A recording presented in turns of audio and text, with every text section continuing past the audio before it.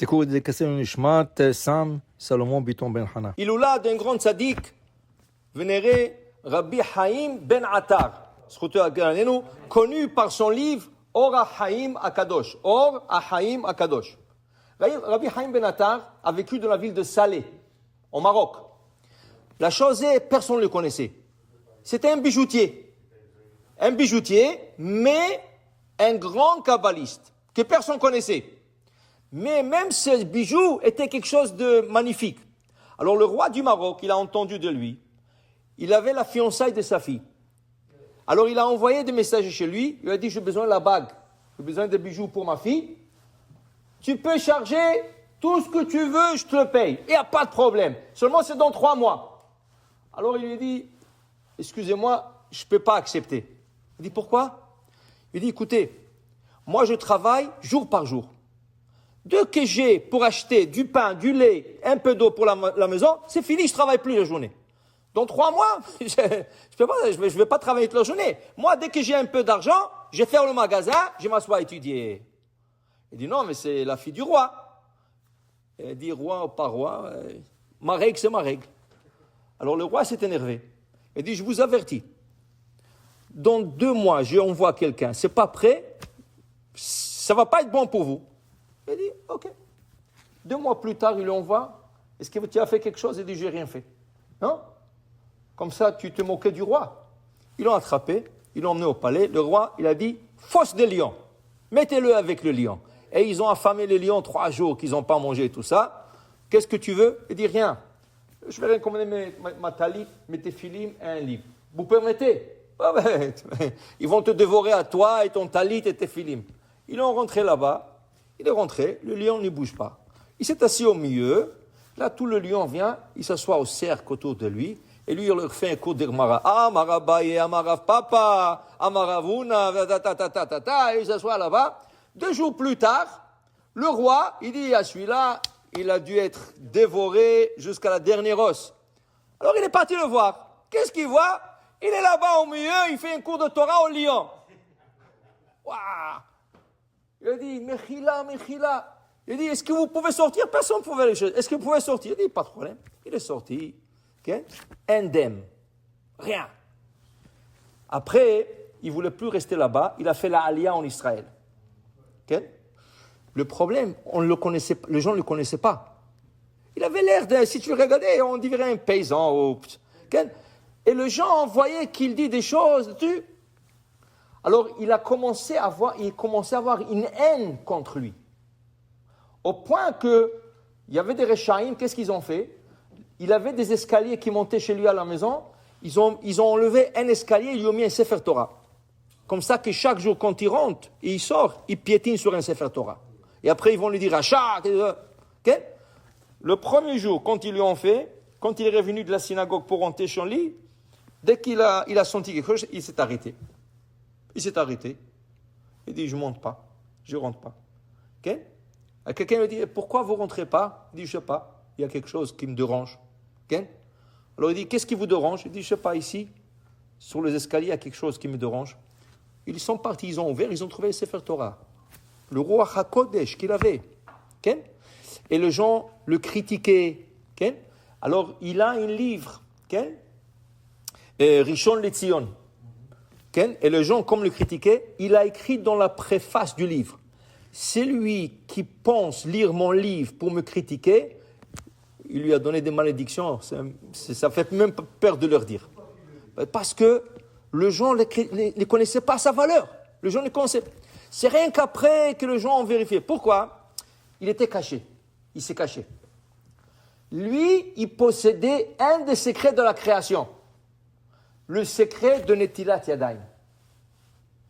Le roi Salomon et son Beddin ont fait Netilat Yadayim. Il y avait des secrets dedans. Et lui, c'est le seul au monde, le seul, qui possédait ces secrets. En même temps qu'il était en Israël, il y avait quelqu'un qui était jaloux de lui, mais une bonne jalousie. En Pologne, le Baal Shem Tov. Ouais. Alors le Baal Shem Tov, il a fait ce qu'on dit She'elat Chalom. Il a demandé au ciel, dans la nuit, est-ce que je peux aller en Israël rencontrer Or HaHaïm Akadosh pour quelques jours, rien qu'il m'enseigne le secret. On lui a dit non, tu vas pas. C'est pas le temps. Pourquoi? Parce que si le Baal Shem Tov allait se rencontrer avec Rabbi Haïm Ben Attar, Mashiach serait venu. De grands kabbalistes comme ça, ils auraient amené Mashiach. Et ce n'était pas le moment. Alors le ciel ont essayé d'arrêter le Baal Shem Tov, de ne pas aller. Il a essayé d'aller quand même. Et son bateau a coulé en pleine mer. Il a été attrapé par des pirates, lui et sa fille. Ils l'ont presque tué jusqu'à qu'il est revenu. Wow, quelle histoire c'était. C'était toute une histoire en elle-même. Qu'il a été sauvé. Plusieurs années plus tard, le Baal Shem Tov, il est en Soudash Lishit, Shabbat Soudash Lishit, en train de manger. Et du coup, il fait comme ça. Aïe, aïe, aïe, aïe, aïe, aïe, aïe, aïe, aïe. Le Chazon dit, qu'est-ce qu'il y a, Rabbi? Qu'est-ce qu'il y a? Il dit, la bougie dans l'ouest, elle vient de s'éteindre. La bougie dans l'ouest, qui c'est? Il a dit, Rabbi Haïm Ben Attar, il vient de décéder. C'était un Shabbat, il vient de décéder. Mais Rabbi, vous êtes en Pologne, lui il est en Israël, comment vous savez ça?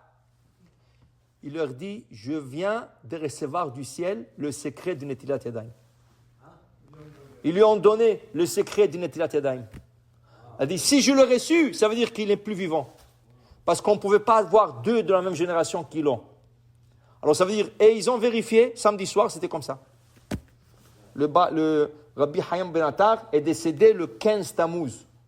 Comme aujourd'hui, le 15 Tammuz, il est décédé cette date. Okay? Le Rabbi Haïm Ben Attar, c'était une grosse sommité. Okay? Il était vraiment, il écrivait des livres sur la halakha, sur la paracha. Il y a des histoires sur lui. Okay? Il y a des histoires sur lui que Ichle Azman, Vem alo ichlu. Le temps va finir et les histoires sur lui ne finiront pas. Okay? Comment il était Kadosh Elyon. Okay? Il écrit, lui, dans son commentaire, parce qu'il a un commentaire. Vous savez qui sont les plus grands admirateurs du Haïm HaKadosh? Pas des Séfarades, des Ashkénazes. Tous les Hasidim, ils sont les grands admirateurs à lui. Eux, qu'est-ce qu'ils font? Toute la semaine, ils lisent toute la paracha avec le commentaire au Haïm HaKadosh. Le Tosh, le rabbi de Tosh ici, comment s'appelle sa yeshiva? Or Haïm HaKadosh. Okay? Et ils lisent chaque semaine son commentaire sur la Torah. Dimanche, ils lisent la première partie, lundi, la deuxième partie, et ils complètent, et vendredi, ils se ramassent pour compléter la paracha. 300 000 personnes qui vont en ça. Il est enterré dans le monde d'Olivier. C'est ça. Le monde d'Olivier, c'est là-bas qu'il est enterré. Ouais. Oui, Rabbi Haïm. Alors, pour vous dire, c'était un kadosh. Alors, il écrit dans Parashat Vayechi, sur le pasouk, Oseri la Geffen Hiro. Sur ce pasouk, il écrit un commentaire. Le soir, comme ça il écrit, le soir, je rêvais que j'avais une lutte contre le Satan. Mais le Satan, il a une femelle aussi, Samechmem et Plonit. Le Satan, il dit, il est venu mener une lutte contre... C'est quoi une lutte? Lutte, ça veut dire quelque chose de spirituel. Ça veut dire qu'il voulait le faire pécher. Il a dit, je me suis débarrassé de lui facilement. Mais après, c'est la femelle qui est venue, et elle, c'était plus dur. J'ai arrivé, mais avec difficulté. Okay? Le bon Sholem, ça veut dire qu'il a lutté contre le Satan et contre sa femelle. S'il écrit ça, okay? Et il écrit des choses. Il écrit un des plus grands chidushim qu'il a, des plus grands. Okay? Il dit, qui c'est Mashiach? Qui va être Mashiach? Okay? Moshe Rabbeinu. Alors tout le monde se pose la question, mais ce n'est pas possible. On dit toujours Mashiach ben David. On dit que le Mashiach c'est David, le roi David. Comment il dit Mashiach? Alors lui, il a toute une explication là-bas, sur le verset, là-bas, dans ce verset. Il a toute une explication pourquoi c'est Moshe Rabbeinu et pas David Amelech.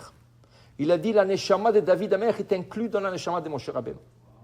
Alors il a dit le vrai Mashiach va être Moshe Rabbeinu. Et David inclus dedans. David c'est le roi d'Israël, mais le Mashiach c'est Moshe Rabbeinu. Okay? Pour dire que c'est un gaon, tzaddik, yesod olam.